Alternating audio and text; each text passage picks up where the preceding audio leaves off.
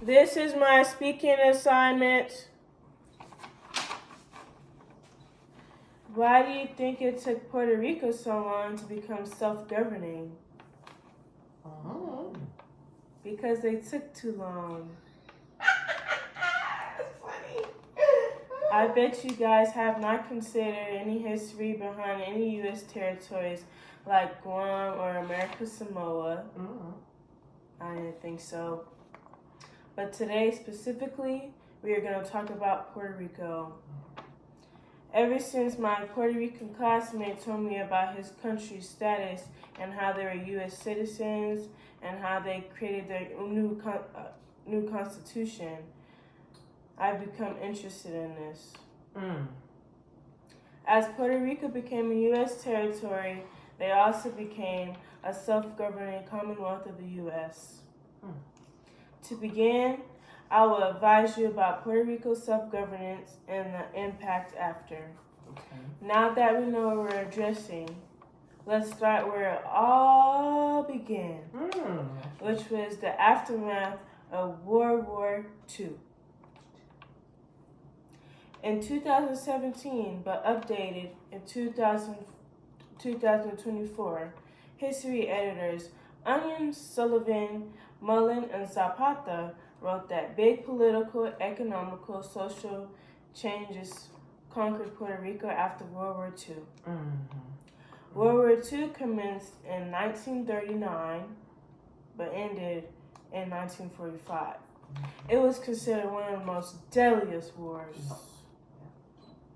3 years after the war, Congress allowed Puerto Rico to elect their own governor, and according to the author from the Law of the Territories of U.S. States and Puerto Rico, the eldest colony in the world, Parrata wrote that in 1950, Congress adopted a new constitution to allow Puerto Rico self-governance and a new governance that would be called the Commonwealth of Puerto Rico. Also, according to the article Puerto Rico, written in 2021, authors Tahir and Anderson wrote that Congress declared this on July 25th, 1952. Your birthday. Yes, my birthday. Oh, cool. The effect of Puerto Rico's self-governance opened many doors for the U.S. in itself. To be specific, Puerto Rico and U.S. governments joined together to create a project that helped Puerto Rico's economy to become a better industrialized one. This project was called Operation Bootstrap. It was considered a success, and that was according to the history editors again.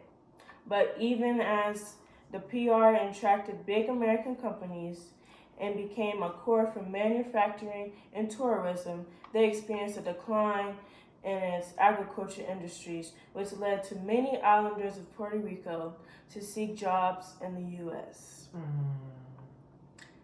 But also between 1915 and 1970, more than 25% of the population in Puerto Rico, which was known as the Great Migration, but not the African one, the one with the Puerto Ricans.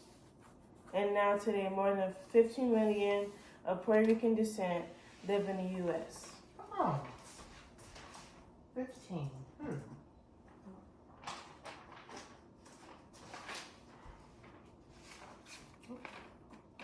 And you see that in this graph right here.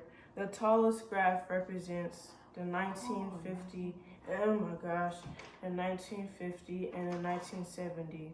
Okay.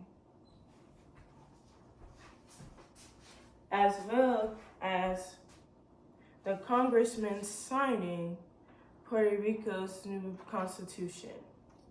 And these are the Puerto Rican officials. Yes.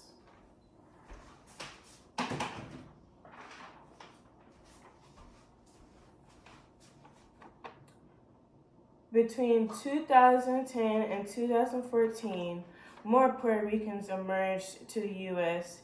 as Puerto Rico had a goal for themselves in North American society, occupying leading positions in government, business, education, and the arts, which is according to the editors of Britannica, authors Wickham and Matthews. In conclusion, as Puerto Rico became a U.S. territory, they also became a Commonwealth of the U.S. In this speech, I have reviewed Puerto Rico's self-governance and the impact it had, and I'm glad my classmate taught me about his country's status, and I'm glad I shared this with you today. Thank you.